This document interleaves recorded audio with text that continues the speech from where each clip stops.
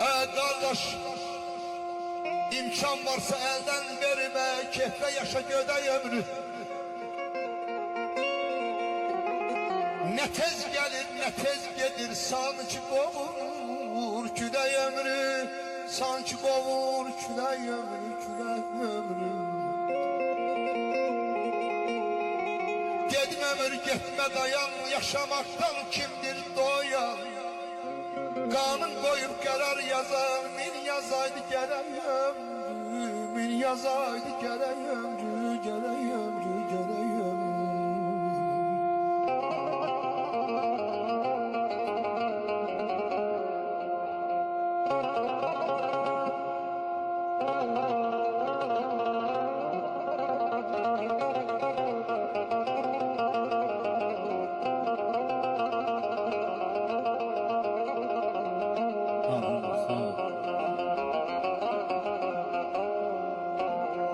Aydar müəllim 80 yaşa kim razimiş?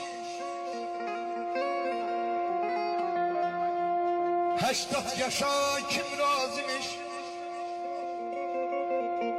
Onun əqli dayazimiş. Hayatımız ne azimiş? İnsan ömrü, çiçek ömrü. Hayatımız ne yazimiş? İnsan ömrü, çiçek ömrü.